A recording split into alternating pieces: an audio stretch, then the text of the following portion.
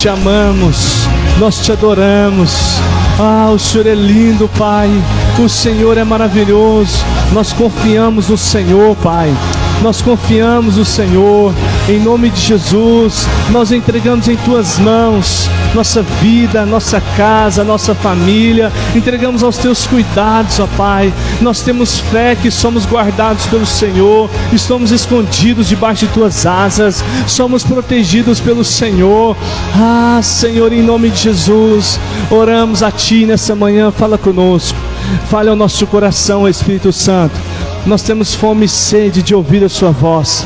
Queremos, ó Pai, em nome de Jesus, ser ministrados pela Tua palavra. Espírito Santo de Deus, fale conosco. Pai, nós repreendemos toda e qualquer ação do inimigo que queira, Pai, nos distrair, roubar a nossa atenção. Espírito Santo, toma minha vida nessa manhã. Deus, fala com os irmãos, fala com Teus filhos. Me coloca na total dependência do Senhor. Em nome de Jesus. Em nome de Jesus, pegue a sua Bíblia, mesmo que seja eletrônica, levante e vamos fazer a nossa profissão de fé. Diga-se: eu sou tudo aquilo que a palavra de Deus diz que eu sou. Eu posso tudo aquilo que a palavra de Deus diz que eu posso. Eu tenho tudo aquilo que a palavra de Deus diz que eu tenho. O meu coração está aberto, a minha mente está alerta e os meus ouvidos abertos para ouvir, receber a palavra do Senhor. Diga assim: eu nunca mais serei o mesmo, em nome de Jesus. Pode se sentar, queridos. Eu quero dar recado aos irmãos antes que eu me esqueça. No próximo domingo nós vamos fazer o culto de aniversário da igreja de 3 anos. Amém, irmãos? 3 anos de culto aqui em Santana do Jacaré. Amém? Será maravilhoso. Eu queria que você convidasse alguém para vir com você. Nós estamos tomando todos os cuidados. Mas convide, né? Às vezes as pessoas argumentam que o culto à noite, às vezes eu me atraso, tenho tanto de coisa e não consigo vir. Agora o culto nesses dias tem sido pela manhã. Então a pessoa não tem mais desculpa, né? Ela pode vir para o culto, depois ela pode fazer tudo o que ela gosta de fazer no domingo. Amém, irmãos? Então domingo que vem nós vamos ter um pregador especial. Nós vamos tentar trazer um louvor também, né? Tudo para honra e glória do Senhor. Amém? Queridos, eu quero falar com os irmãos essa manhã sobre quebrantamento. Essa palavra o Senhor tem falado ao meu coração. Eu acredito que essa seja a primeira parte. Quebrantamento, parte 1. Então abra sua Bíblia em Isaías capítulo 57, verso 15.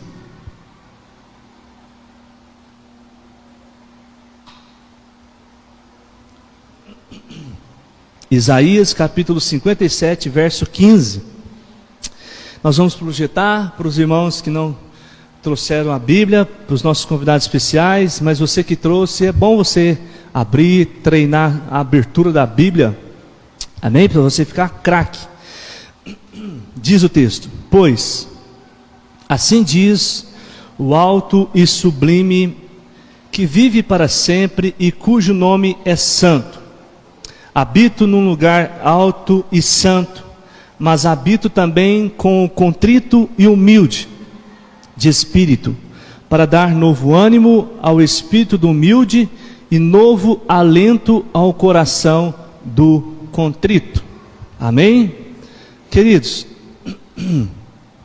de acordo com esse texto, nós podemos falar que Deus tem 2 moradas, que o Senhor tem 2 endereços. O primeiro é: Ele habita no alto e santo lugar, como diz o texto de Salmo 115, verso 3, no céu. O nosso Deus está nos céus e pode fazer tudo o que lhe agrada. Então o primeiro endereço do Senhor é o céu. Amém? Alto e santo lugar. O segundo endereço do Senhor, nós podemos dizer que Ele habita com aquele que possui um coração contrito e humilde de espírito. Amém, irmãos? Assim como diz Mateus 5,3: bem-aventurados os pobres em espírito, pois deles é o reino dos céus. Contrito e humildes de espírito. A Bíblia dá essa informação para nós. Então nós podemos dizer, queridos, que para os arrependidos e humildes, o Senhor tem uma promessa: fazer morada, habitar pessoalmente. Amém, irmãos? Habitar pessoalmente, a pessoa do Senhor. Isso revela para nós também, queridos, que a grandeza de Deus e o seu poder vem de encontro que a nossa necessidade e a nossa pobreza. A grandeza do Senhor, ela vem de encontro à nossa necessidade, né? E esse contraste mostra o que? O tamanho do amor e da misericórdia do Senhor. O contraste da grandeza do Senhor conseguir ter encontro com a nossa necessidade. Miserável homens que nós somos. Isso mostra o tamanho do amor e misericórdia do Senhor. Amém, irmãos? Os irmãos concordam? Né? Mesmo Deus habitando num lugar alto e santo, Ele procura morada também no coração dos contritos e humildes de espírito. Nesses dias, queridos, nós temos visto manifestações em todo o Brasil, até mesmo no mundo, por diversos motivos, não é mesmo? Nós temos visto manifestações contra o aumento do combustível, que está cada dia mais aumentando, cada vez mais. Nós temos visto manifestações contra o desemprego, que também tem aumentado muito no Brasil. Já era grande o número de desempregados e tem aumentado cada vez mais. Empresários, lojistas, né, pessoas que trabalham no comércio, por sua vez, não conseguem trabalhar devido aos decretos municipais, não podem trabalhar, né, devido aos lockdowns. Enfim, temos visto manifestações do povo tentando chamar a atenção das autoridades, ou tentando pelo menos expressar a opinião contrária às decisões do governo, expressar as suas insatisfações, não é verdade? Tudo que a gente vê eles fazendo, né? Então a gente vê eles fazendo o quê? Panelaço, carreatas, greves, né? Passeatas. Eles vestem a camisa do Brasil, vão para as ruas. Para quê? Para chamar a atenção das autoridades. Eles querem, né, de alguma maneira expressar insatisfação. Nós não concordamos, nós protestamos contra isso, né? Então, em alguns momentos, eles até alcançam resultados, são ouvidos pelas autoridades, e as autoridades talvez recuam em algumas medidas, mas em outros momentos não. E nós como igreja do Senhor, a gente fica observando, vendo essas coisas acontecerem. Mas para isso, primeiramente, a gente fica pensando, qual é a forma de nós manifestarmos? Como igreja, como nós devemos manifestar?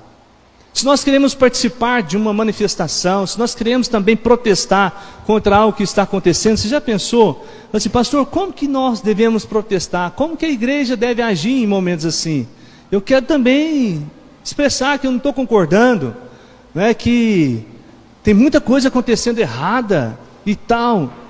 Sabe, irmãos, buscando na palavra de Deus, a melhor maneira de nós como igreja do Senhor protestarmos e manifestarmos é através da oração e do jejum. Repita comigo: oração e jejum. Sabe, é através da oração e do jejum que nós chamamos a atenção de Deus. Nós atraímos os olhares do Senhor. Quando o povo se une para orar, para jejuar, para buscar, para pagar preço. Eu lembro de uma vez eu estava ouvindo uma ministração, eu achei muito interessante, nunca mais esqueci.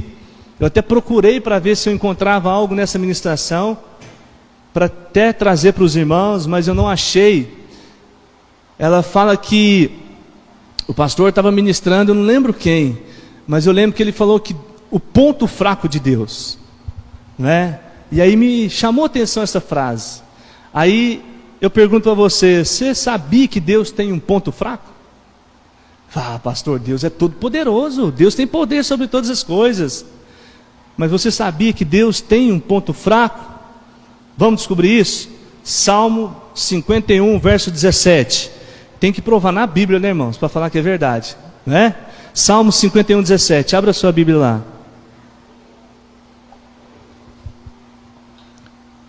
Salmo 51, verso 17.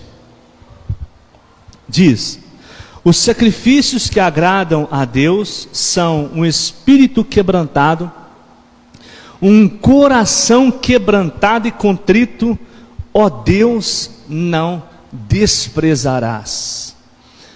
Amém, irmãos? Eu gosto da tradução da NVT, a versão que é: o sacrifício que desejas é um espírito quebrantado, não rejeitarás um coração humilde e arrependido.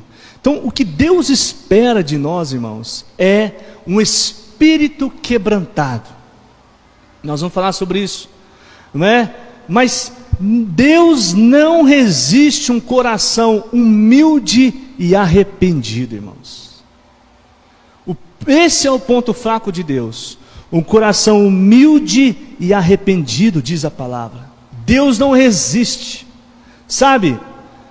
Deus não resiste. A gente pode ficar imaginando o Senhor, a gente fala várias maneiras, mas a gente não sabe realmente como o Senhor olha para nós, mas a gente fica observando. Mas quando Ele vê, irmãos, dos céus, uma pessoa se derramar diante dEle, quando Ele vê uma pessoa se quebrantar diante dEle, não é só com lágrimas, chorando, não é só, sabe, se curvando, mas uma pessoa realmente, sabe, expressar isso de alguma maneira. Eu imagino que Deus está assim: não tem como não honrar essa fé, não tem como não responder essa oração. Olha o arrependimento, olha a humildade. Os irmãos estão entendendo? Então, que nós podemos dizer que a humildade e arrependimento é o ponto fraco de Deus. Agora, quando você lê a Bíblia, queridos, você vê em vários momentos, vários exemplos de Deus, né, do povo de Deus, o povo de Israel sendo punido por um ato de desobediência a Deus e a sua palavra. Deus não abre mão de corrigi-los, Deus não abre mão de exortar das consequências do erro. Deus chama a atenção, né? Deus permite as consequências. Mas você vai encontrar também muitos e muitos textos que revelam que quando o povo se arrepende e corrige a sua vida diante de Deus, Deus volta e ouve a oração do seu povo, e atende o seu povo, e responde com sinais, com curas, com milagres, com maravilhas, libertando, livrando das garras do maligno e dos seus inimigos. Bom, eu separei alguns textos aqui para a gente observar isso. Abra sua Bíblia em Juízes capítulo 6, no verso 1. Juízes capítulo 6, verso 1. Abre lá, Juízes 6, 1.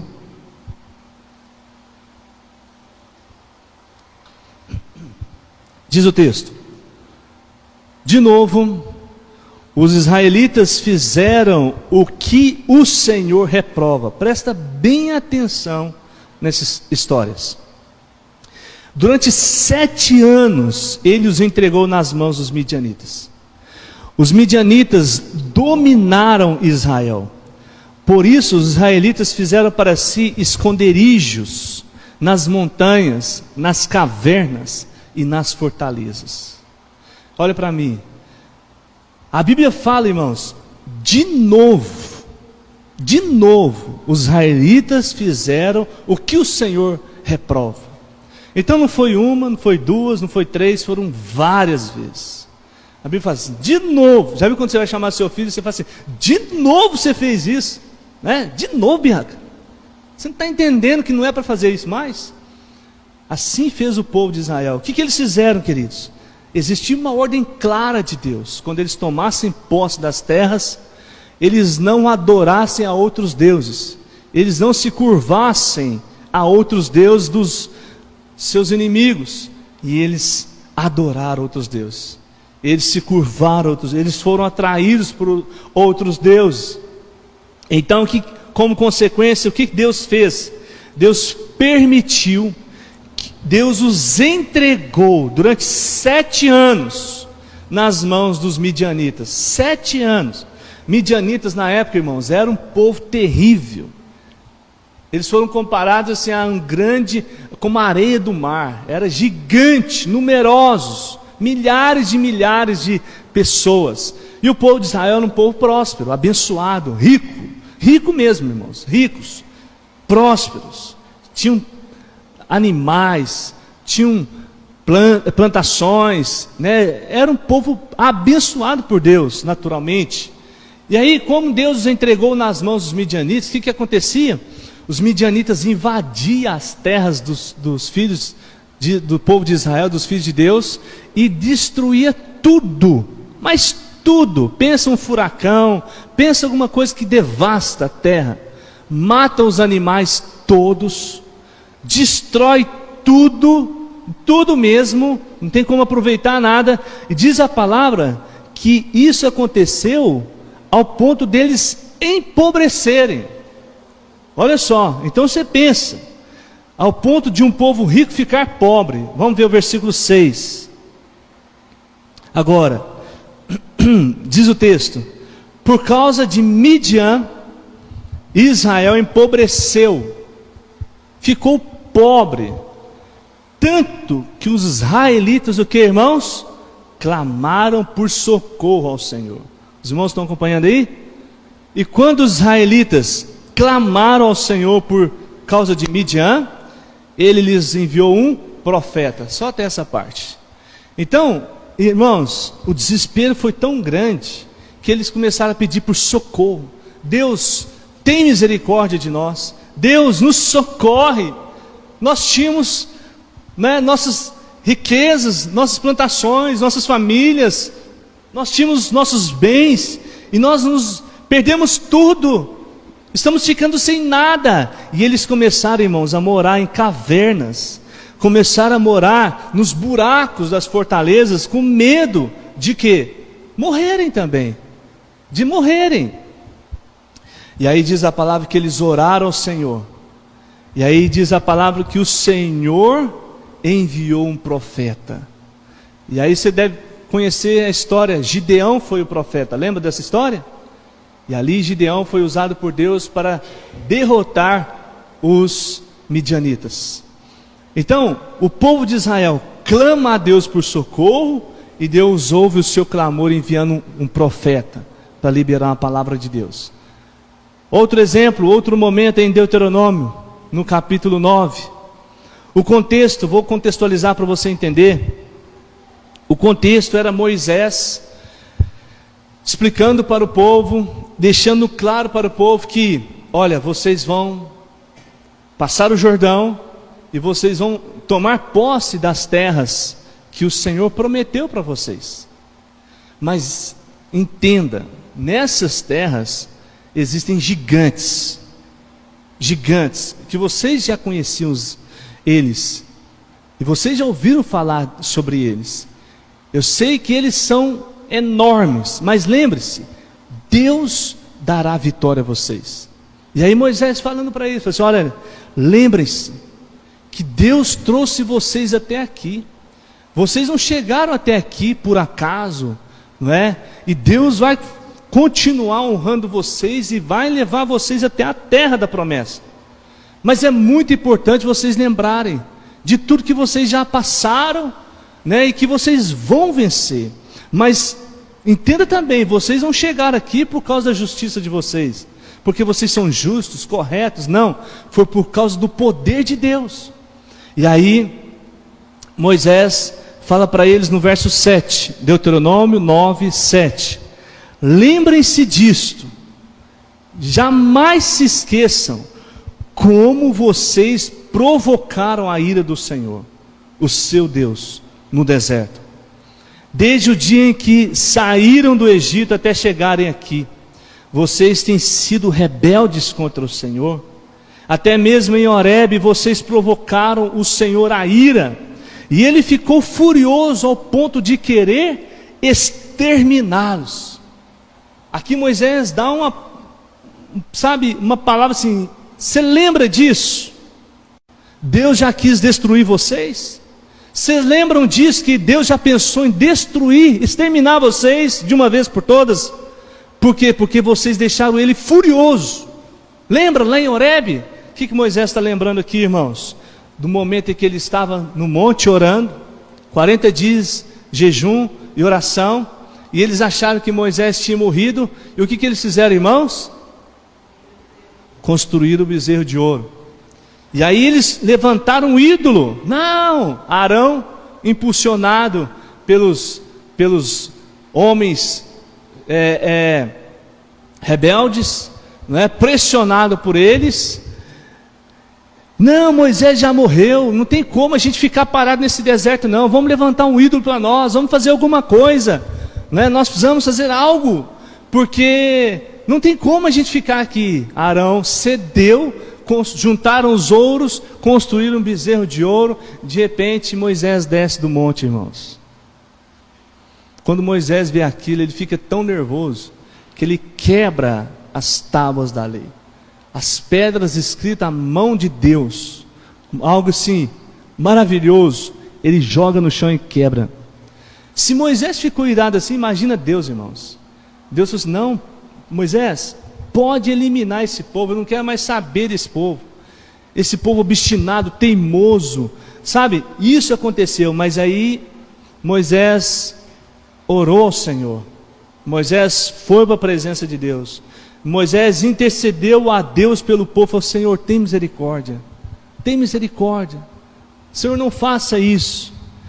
Olha o verso 18, Deuteronômio 18: depois prostrei-me perante o Senhor, outros 40 dias e 40 noites, não comi pão, nem bebi água, por causa do grande pecado que vocês tinham cometido, fazendo o que o Senhor reprova, provocando o que, irmãos? A ira dele. Tive medo da ira e do furor do Senhor, pois ele estava suficientemente irado para destruí-los. Mas, de novo, irmãos, o Senhor me escutou. Amém? Mas de novo o Senhor me escutou. Diz o texto: de novo o Senhor escutou a oração do seu filho. Deus estava, irmãos, Moisés deixa claro, suficientemente irado para destruir o povo, ou seja, o coração de Deus estava decidido: vou exterminar esse povo, vou eliminar. Já fiz isso uma vez no dilúvio, vou fazer de novo. Para Deus não era, irmãos, pesar nenhum. E aí, mas Moisés se coloca em oração, se curva diante de Deus, se prostra diante do Senhor, 40 dias e 40 noites em jejum. Nós podemos afirmar, irmãos, que quando há arrependimento e oração, Deus ouve o clamor. Amém, irmãos? Deus ouve o clamor. Eu quero dar mais um exemplo para você entender a importância disso. E agora está em Êxodo 3. Eu podia dar muitos exemplos, mas eu vou dar mais esse. Êxodo 3. Contextualizar para você, talvez seja um dos piores momentos em que o povo de Israel passou. Antes de José morrer, o povo estava no Egito, e como José era o governador do Egito, o segundo homem mais importante de Faraó, após Faraó, então esse Faraó gostava muito de José, e aí José trouxe o seu pai, Abraão, Isaac, Jacó, José. Então ele trouxe quem? Jacó e toda a sua família, seus irmãos, para o Egito. E ali o povo de Deus começou a ser sustentado, ser abençoado com as riquezas do Egito. Jacó e toda a família, os filhos de Jacó, porque Jacó morreu antes. Então todos os irmãos de José puderam participar dessa riqueza. Mas esse faraó que gostava de José morreu. E quando vem o sucessor desse faraó, ele vem endemoniado, irmãos, praticamente. Ele vem, sabe, cortando todos os privilégios que José tinha. Cortando todos os privilégios que os irmãos de José tinham, o povo de Deus tinha. E para piorar, ele põe o povo de Deus como escravo dele. Eles começam a trabalhar como escravo. Irmãos, a coisa foi piorando cada vez mais, que ele começa a dobrar a carga horária de serviço do povo. Vocês lembram? Lá em Gênesis. E aí eles começam a trabalhar forçado, carga horária dobrada. E quanto mais eles reclamavam, quanto mais eles pediam misericórdia de Faraó, dos soldados de Faraó, mais ele era mau. E eles trabalhavam, eles estavam sofrendo. E diz a palavra, irmãos, que o povo estava sofrendo. Que quando Deus chama Moisés para libertar o povo, veja o que acontece, o que Deus fala. Êxodo 3, verso 7. Diz o Senhor a Moisés: de fato, eu tenho visto a opressão sobre o meu povo no Egito, e também tenho escutado o seu clamor, por causa dos seus feitores, e sei quanto eles estão sofrendo. Por isso eu desci para livrá-los das mãos dos egípcios, e tirá-los daqui para uma terra boa e vasta, onde mana leite e mel, a terra dos cananeus, dos hititas, dos amorreus, dos ferezeus, dos heveus e dos jebuseus.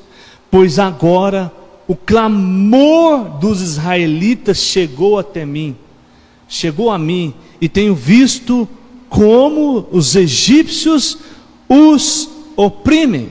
Então, irmãos, Deus viu a opressão, Deus viu, o sofrimento do povo. Quem já assistiu esse filme de Gênesis, Jacó, José ali no Egito, dá para ver um pouco, mas pensa num sofrimento. Era isso que esse faraó exercia sobre o povo, ao ponto disso subir aos céus. O sofrimento do povo subiu aos céus, diz a palavra. O Senhor viu a opressão, e eles clamaram. Irmãos, imagina como deve ter sido as orações. Existia um povo que orava lá. O povo orou ao Senhor, e novamente Deus escuta o seu clamor. Amém, irmãos? E aí, o que acontece como resultado dessa oração? Deus envia Moisés, e aí você já conhece a história. E Moisés liberta o povo das garras de Faraó. Amém, irmãos? Por causa da oração, do poder da oração. Agora, queridos, veja o que diz em Crônicas. Abra sua Bíblia lá, Crônicas 7. 2 Crônicas, perdão. 2 Crônicas 7, 13.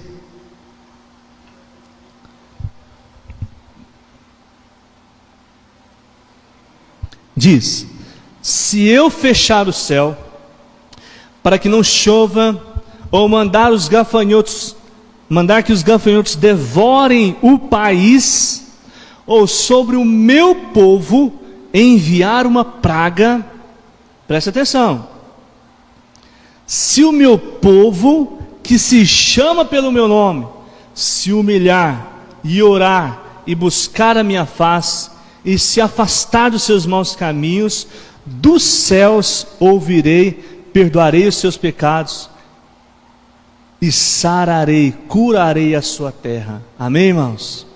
Então o Senhor está dizendo aqui, irmãos, se eu fechar o céu para que não chova, ou mandar que gafanhotos devorem o país, ou sobre o meu povo uma praga, ele diz: mas se o meu povo, que se chama pelo meu nome, sabe, queridos, se humilhar e orar, a chave, queridos, é a oração.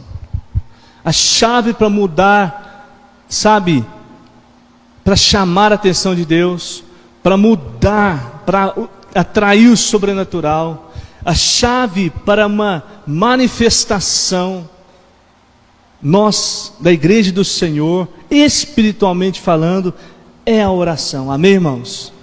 É o clamor, é a busca pela presença do Senhor. O texto diz: se o meu povo que se chama pelo meu nome se humilhar,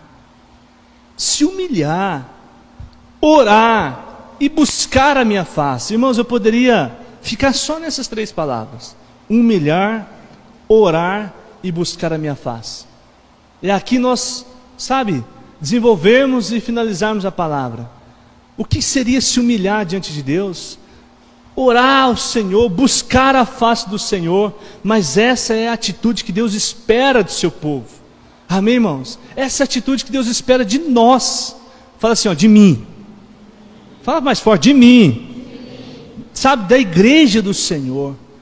Por quê? Porque Ele diz que a resposta do Senhor é: dos céus ouvirei, perdoarei o seu pecado e curarei a sua terra. Ou seja, o Senhor dá certeza para nós, irmãos: se eu enviar uma praga, mas se o meu povo orar, se humilhar, dos céus ouvirei, perdoarei o seu pecado e sararei a sua terra, cessarei a praga, colocarei um fim à praga, curarei a sua terra. Amém, irmãos? Então o que nós estamos precisando nos dias de hoje, irmãos? De cura. O que nós estamos precisando nos dias de hoje, irmãos? De que a terra seja sarada. Irmãos, eu não lembro, a não ser através da história, mas muitos anos atrás, talvez, nem sei se eu posso falar dessa maneira, mas eu não lembro, de uma pandemia como essa. Nós já ouvimos várias outras crises de pandemia, gripe espanhola, que trouxe muito sofrimento ao povo. Mas, queridos, como essa, se estendendo como está, e sem uma previsão, tirando o sono da ciência, dos cientistas, que não conseguem, de uma vez por toda, a imunidade do povo, cessar, dar ao povo através da vacina uma certeza de que não será contaminado e se for, não morrerá. Então, assim, é uma situação, queridos, que nós estamos enfrentando e que nós, talvez nos piores sonhos, você não esperava. Imagina, irmãos, a gente via as igrejas cheias, eventos, tantas reuniões, e hoje a gente não pode mais se reunir. Hoje tem que ser um número assim limitado. Você hoje não pode sair de casa sem houver uma necessidade, urgência. Do contrário, você deve ficar dentro de casa. Ou seja, a situação é bem crítica. Aqueles que precisam trabalhar, saem para trabalhar, aqueles que trabalham fora, na verdade, mas eles percebem assim, que estão correndo risco. E aquela insegurança. Queridos, e diante disso, o que acontece? Nós somos convocados pela nossa liderança para fazer esse manifesto, esse protesto de oração. Pastor Alvim, através da nossa liderança do pastor Alvim, ele nos chamou para esses 14 dias de jejum e oração, chamando de vigília. Irmãos, eu quero ser bem transparente com os irmãos. Eu quero expressar aqui um sentimento no meu coração. Não quero julgar ninguém. Eu não sei quem está participando e quem não está participando. Mas eu esperava mais do povo de Deus. De um movimento de oração. De um movimento de clamor. De se humilhar diante do Senhor. Parece que algumas pessoas a ficha ainda não caiu. Parece que algumas pessoas ainda não tiveram experiência, de entender que a coisa é grave e que precisa orar. Às vezes a gente fica cobrando só comportamentos de álcool gel, usar máscara. É claro que tudo isso é muito necessário. Às vezes a gente fica acusando e condenando igrejas, ou eventos, ou famílias que se reúnem. Mas sabe aquela posição de olhar o cisco no olho do amigo, do vizinho, mas não enxergar o que está no seu? Que como igreja, o grande cisco que está no nosso olho e que a gente não enxerga, é que nós somos a voz profética nessa nação. Sabe que nós devemos posicionar e orar, e dobrar o joelho, e se curvar diante de Deus, irmãos. E às vezes a gente fica só ali enxergando. Sabe, eu quero realmente expressar a você um sentimento que está no meu coração. Das vezes a gente só olhar o defeito dos outros. Não falo especificamente da igreja aqui em Santana, mas da igreja cristã. Sabe, das pessoas só ficarem condenando, acusando, apontando o dedo, quando aí você pergunta, e fulano, quanto tempo você tem separado para orar por essa situação? Aí eu oro na hora de acordar, na hora de dormir, na hora de almoçar. Aí eu vou e coloco isso diante de Deus. Aí eu pergunto, será que isso é o suficiente? Será que isso é se humilhar diante de Deus? Sabe, irmão, é um dever meu te ensinar isso. E eu falo isso com muito amor para você, nessa manhã.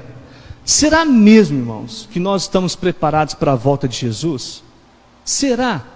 Será mesmo que nós estamos prontos, vigilantes, sabe, orando, vigilantes, para que quando o Senhor voltar, nós entendemos que é Jesus que está voltando?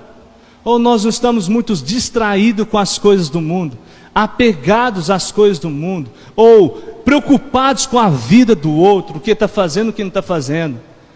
Várias vezes as pessoas ficam comentando, o vizinho fazendo festa, lá a pracinha lá reunida, lá fulano sentado na rua. Gente, o que nós temos a ver com isso? Está errado? Deixa eles errados.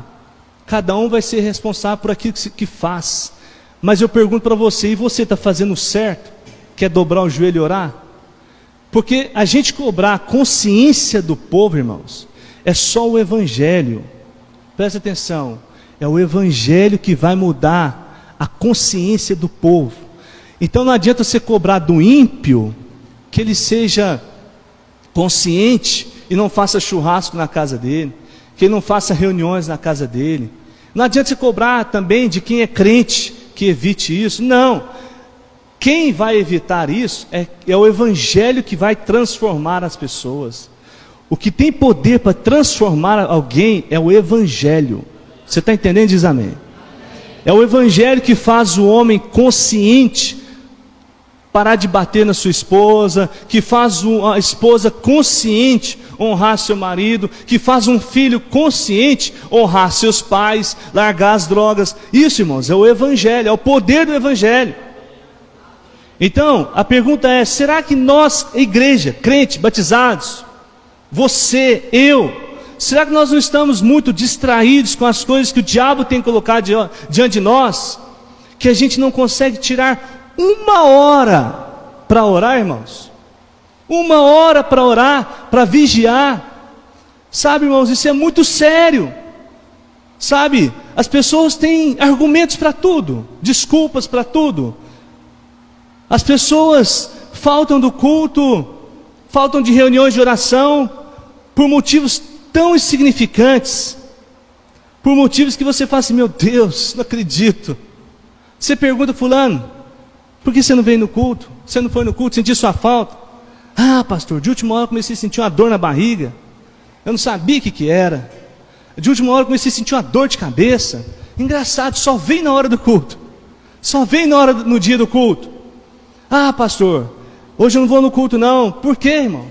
Ah, porque eu tive que resolver um monte de coisa na rua, estou cansado, não vou conseguir participar da oração, da vigília, tem um monte de coisa para resolver, não dou conta.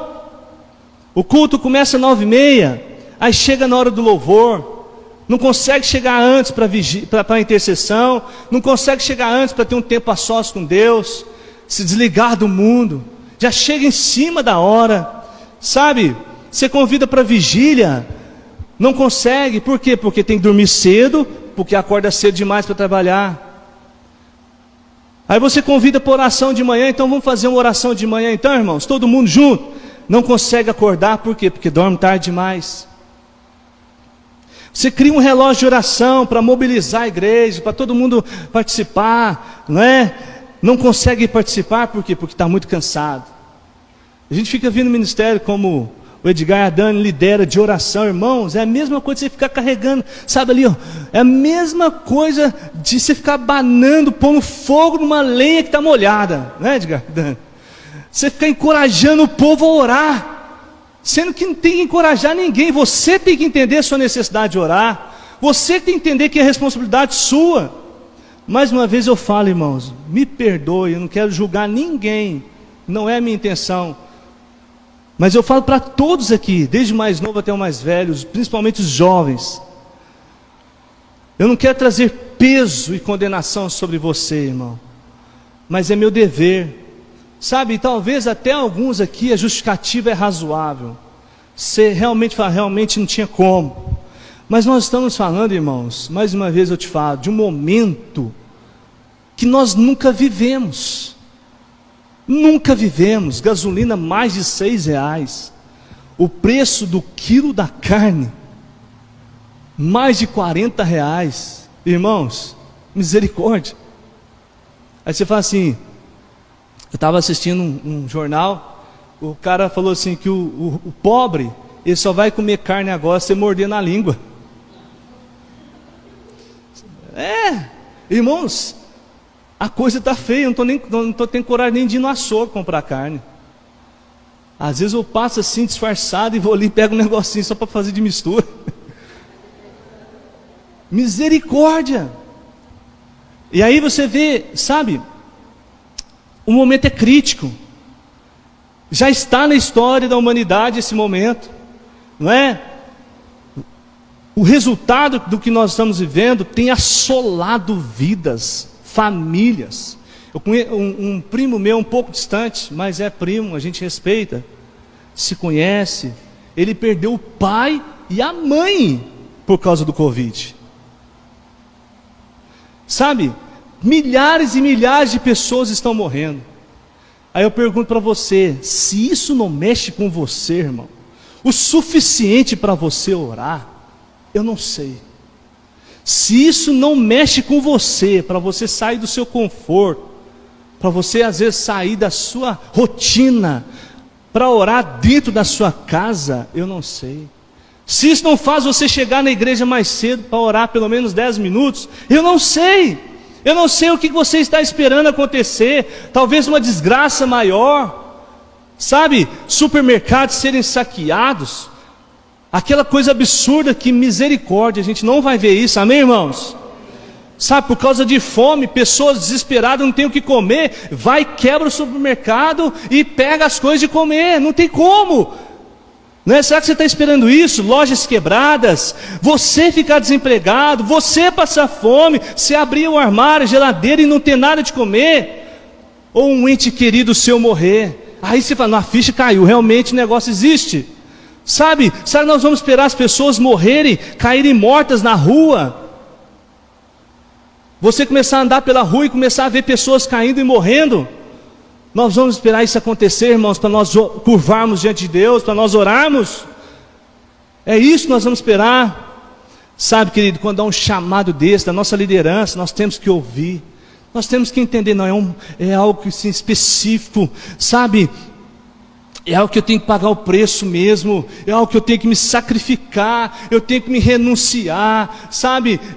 Quando é um chamado desse, irmãos, é preço mesmo. Não é para você orar quando der para você orar, não é para você orar quando você der conta de orar. O dia que eu der conta eu participo, o dia que der eu participo, se for possível eu vou orar. Não, querido, o chamado é para você pagar preço, sacrificar, algo que te custe, algo que te custe. Está custando caro, eu estou dormindo mais tarde, e eu acordo 5, 4 horas da manhã, 3 horas da manhã, não importa, Deus vai honrar a sua fé. É assim que nós chamamos a atenção de Deus, é assim que nós nos humilhamos. Quem está entendendo, diga amém. Isso é se humilhar diante de Deus, isso é se humilhar diante de Deus. Isso é você falar assim, Senhor, o Senhor é tudo, nós não temos outro bem, não adianta nada, Senhor, eu dormir cedo, para descansar, para acordar cedo, para trabalhar, se daqui um mês você ficar desempregado, Então nós temos que orar antes da coisa acontecer. Você está entendendo? O que adianta você estar vivendo aí bem, tranquilo, e de repente alguém da sua família que você ama morrer?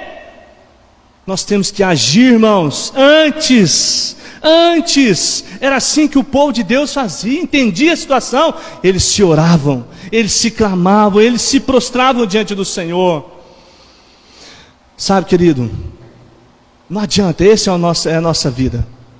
O Senhor Jesus, entendendo a gravidade do momento que Ele ia passar, e entendendo que ia ser muito maior do que Ele, diz a palavra que Ele orou antes de ser crucificado por muitas horas, passava noites orando. E olha o que diz Mateus 26, eu quero ler com você, abra a sua Bíblia lá, Mateus 26, nós vamos caminhar para o fim.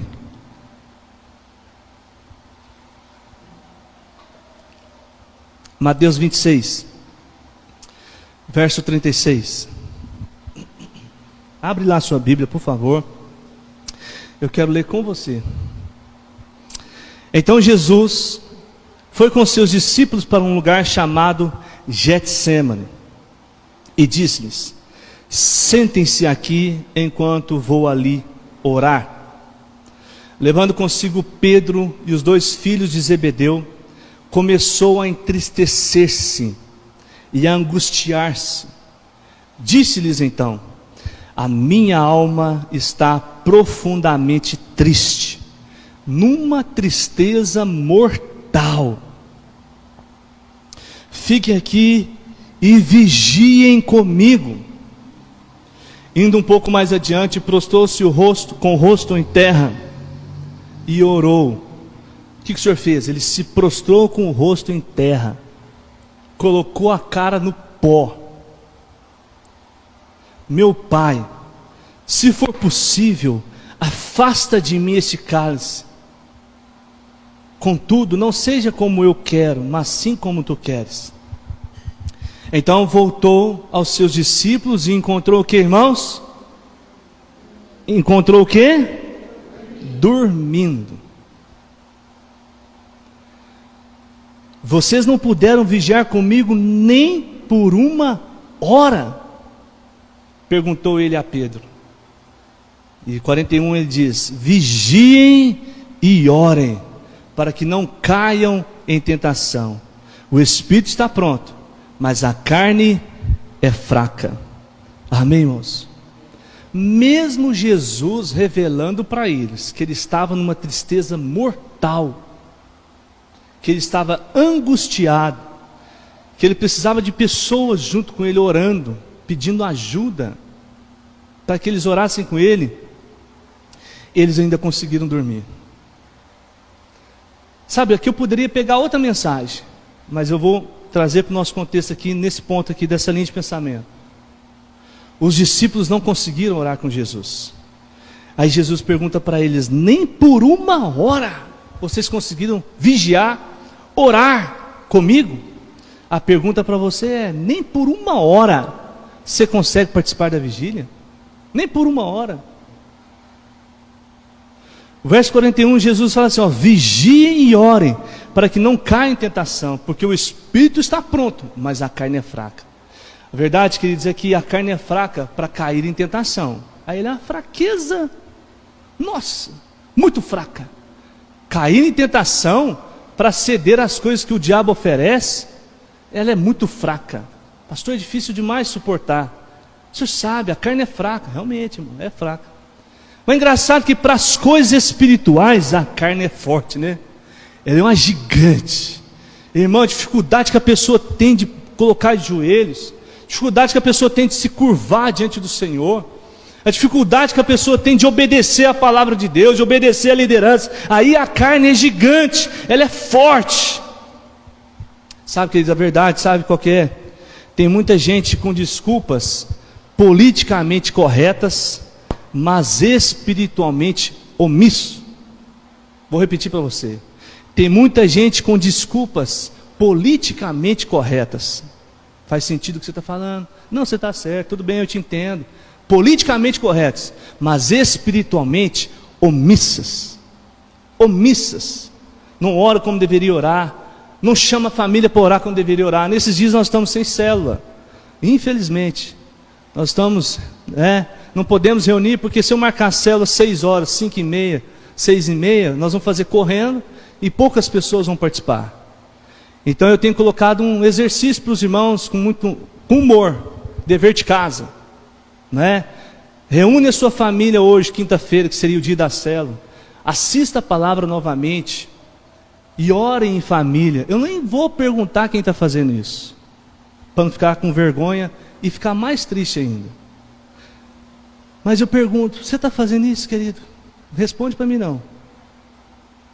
Você está fazendo isso? No dia da célula, você consegue parar, reunir a sua família e orar? Vocês ouvir a palavra novamente e orar? Conseguem? O pai reunir os filhos, a esposa? Consegue, homem, sacerdote do lar? Sabe, eu vou finalizar falando dois personagens, Jonas e Neemias. Eu não sei se o tempo dá. Vou tentar falar aqui. Vou finalizar falando sobre esses dois comportamentos. Jonas, você conhece bem a história, não precisa abrir não, nós vamos projetar. Jonas 1, verso 1 diz assim: a palavra do Senhor veio a Jonas, filho de Amitai, com esta ordem: vá depressa à grande cidade de Nínive, pregue contra aquela cidade, porque a sua maldade subiu até a minha presença. Mas Jonas, o que, irmãos? Fugiu da presença do Senhor, dirigindo-se para Tarsis. Você conhece a história. Deus falou: vai depressa e prega contra aquela cidade, porque a maldade deles chegou até mim. Eu vou destruir aquela cidade.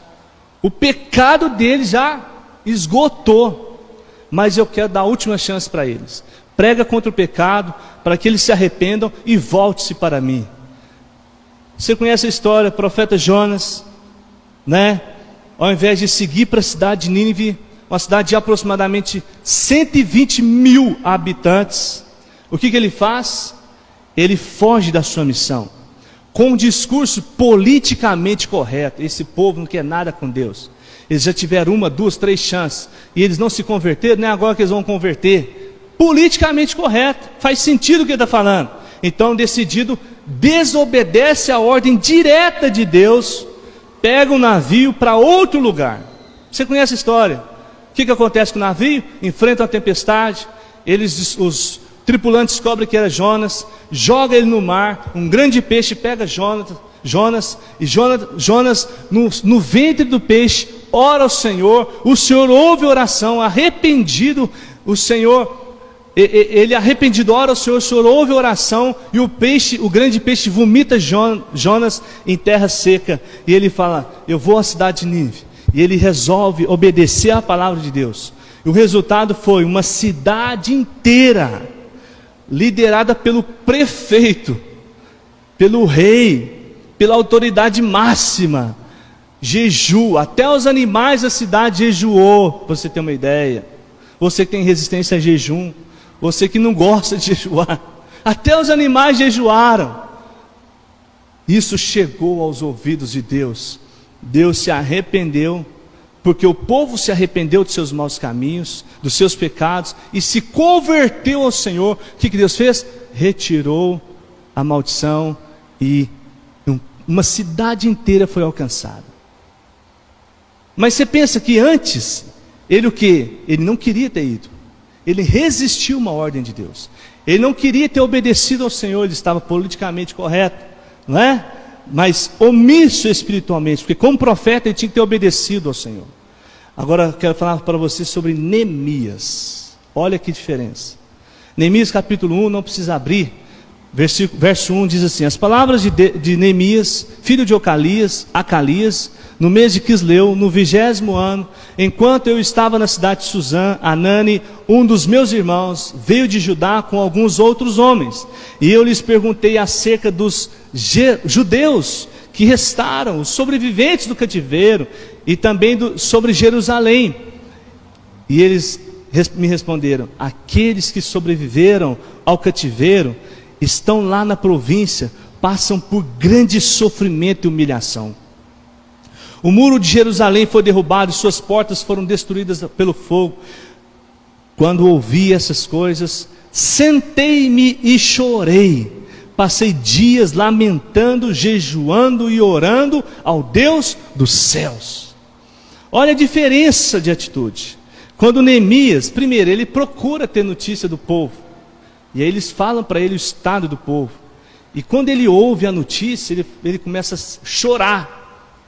chorar, ele jejuou, e ele orou ao Senhor. Neemias, nessa época aqui, irmãos, ele estava bem financeiramente, ele era um cara próspero, bem sucedido, abençoado por Deus.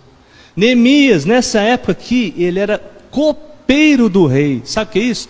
Cara de confiança do rei. Estava bem, irmãos, no outro país, na outra cidade, sabe, não precisava se importar com nada. É a mesma coisa de você estar morando aqui no Brasil, né, mas você não é do Brasil, você é americano. E aí, lá na América, né, a coisa está ficando feia. E aí, mas você está no Brasil, está tudo bem, está tudo uma maravilha. E aí a mesma coisa você, eu estou aqui agora, não estou nem para quem está lá. Mas Neemias não. Neemias falou assim, o que lá está desse jeito a situação? Ele começou a chorar, orar ao Senhor, lamentar, jejuar. Ele pagou o preço. Ele não precisava, mas o que ele fez? Ele pediu ao seu patrão um tempo. Ele pediu ao seu patrão recurso, ele pediu ao seu patrão autorização, ele voltou à terra, a Jerusalém, para ajudar, para liderar a reconstrução dos muros. É um cara que se importa. Você está entendendo, querido? É uma pessoa que se importa. Talvez você fale assim, não é papel meu, não é responsabilidade minha, eu não sei como ajudar nessa situação. Sabe, você pode se curvar diante de Deus. Você pode se ajoelhar e clamar por misericórdia. Você está entendendo? De um lado, um profeta que nega ouvir a voz de Deus e salvar um povo que estava na iminência de ser destruído pelos seus pecados. Do outro, o homem que se importa com o seu povo, abre mão da sua vida, do seu conforto, das suas responsabilidades, para restaurar os muros de uma cidade destruída. Se coloque de pé no seu lugar em nome de Jesus. Feche seus olhos. Nós precisamos decidir, queridos, como nós seremos lembrados. Amém? Nós precisamos decidir, queridos, qual legado nós deixaremos para a próxima geração. Que resposta nós vamos dar para Deus diante de uma crise mundial? Nós como igreja, nós precisamos reagir, irmãos.